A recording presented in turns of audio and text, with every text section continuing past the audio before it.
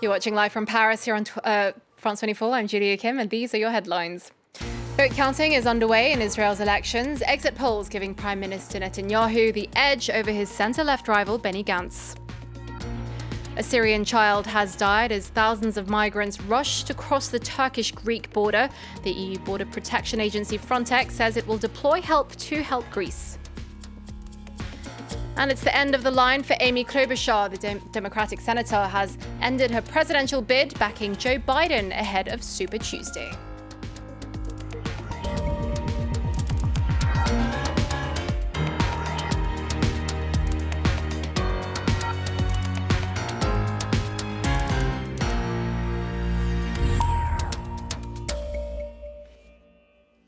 Well, we begin in the United States, where Amy Klobuchar has ended her presidential campaign to endorse Democratic rival Joe Biden.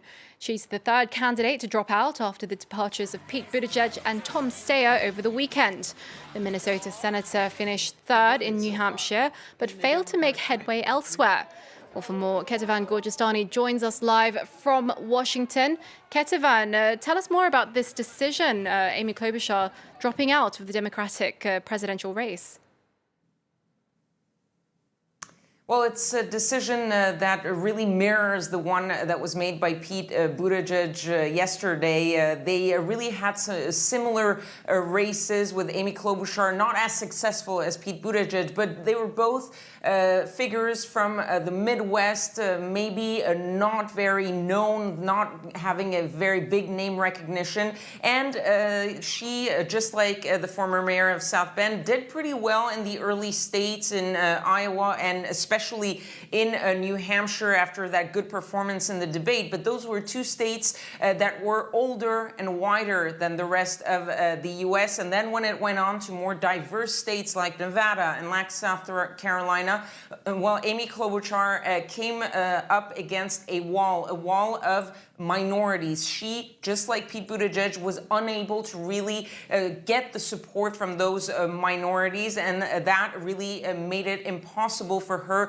to see a path to victory in the Super Tuesday states that will be definitely more diverse, more representative of the rest of the U.S., like California, like Texas, like the southern states. And so that was really the idea behind Amy Klobuchar's race, was that if she couldn't win, she had to get out. And one other thing that maybe made that decision for Amy Klobuchar was that Minnesota, her state where she is a senator, is voting on Super Tuesday, and she was looking at a loss in Minnesota, and that would have been very bad for her as a senator. And so instead of risking a bad loss, a humiliating loss in her home state, she pulled out, knowing that she was not going to get any delegates.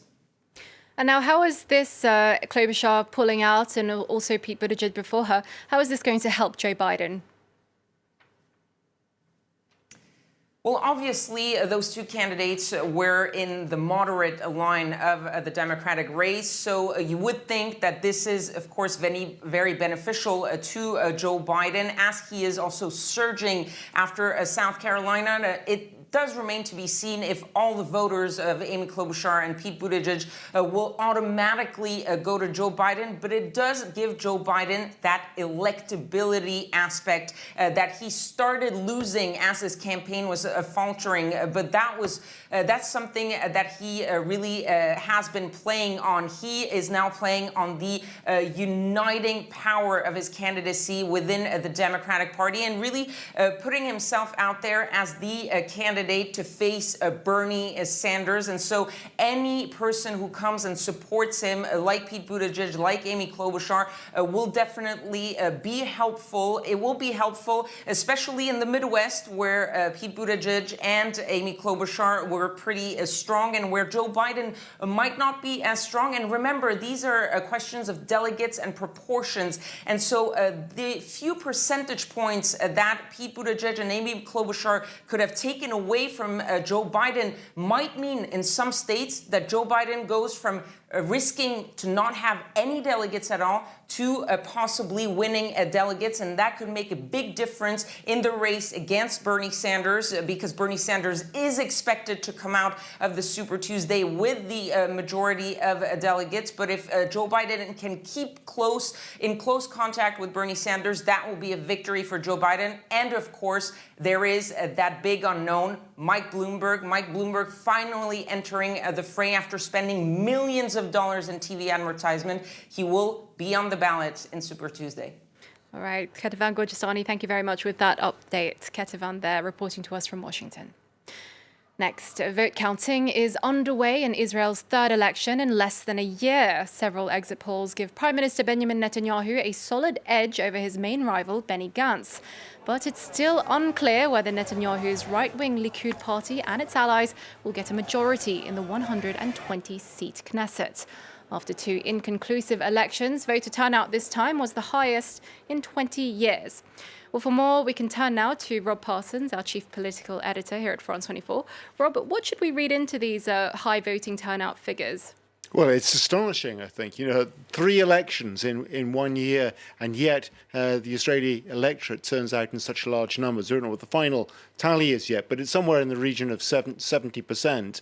It's a reflection, I think, with the seriousness with which they take the situation in Israel today. Although it has to be said again that the lines of battle today are exactly what they were back in April when we had the first of the elections this year. That hasn't changed at all. There have been slight fades in favour of one candidate or the other. Benny Gantz's Blue and White Party did rather better than Netanyahu in the September election. This time, it looks like the balance has gone the other way. It is an exit poll that we've been getting figures from, of course, not the final tally. But as things stand, it looks as though Likud, Benjamin Netanyahu's party, has come out on top with 36 or 37 seats in the Israeli Knesset, the parliament. And Benny Gantz's party is down on 32 to 33. The problem for Netanyahu is whether he can translate that into a majority in the Knesset. Right, now, as you were saying, these are just exit polls, so nothing definitive yet. And some polls have them really neck and neck. So could we see a prospect of a fourth election in less than a year? It's possible, although I think the political groundswell is in favour of some sort of deal, if a deal can be done. It looks pretty much as though even if Netanyahu doesn't get the majority in the Knesset, it seems a little bit unlikely that he will. At most, he looks to be heading towards 60 seats at the moment. But even if he gets 60 seats, he is the man, or his bloc is the bloc that people will be talking to try and see whether a majority government can be formed. The kingmaker is going to be Avigdor Lieberman, the head of the Israel Beitenu party. He has made it categorically clear that as far as he is concerned, Benjamin Netanyahu's political career is over. He wants to do a deal with Netanyahu's party, the Likud, but is not prepared, at least he wasn't prepared a few days ago. He may have changed his mind after these results. He wasn't prepared to do a deal which included Netanyahu. If that is the case, it's very difficult to see how a majority government can be formed. But Lieberman has said again, there will be no fourth election, period. That is what he said. It remains to be seen whether he's going to be a man of his word. Okay, well, let's talk about Netanyahu, because in 2 weeks' time, he's going to go on trial for corruption charges. I mean, how are people worried about Netanyahu now that he's facing trial in 2 weeks' time? Well, I think it rather depends on which side of the political divide you are in Israel. It is clear that those people who support Benjamin Netanyahu, and there are a lot of them, since he looks to be on the way to getting between 36 and 37 seats in the Knesset, as far as they're concerned, he is the man who should continue to rule the country. They are prepared to forgive the sins that are alleged against him. The bribery, the fraud, the favours. But another part of Israeli society, almost half of Israeli society, has had absolutely enough of Benjamin Netanyahu's rule.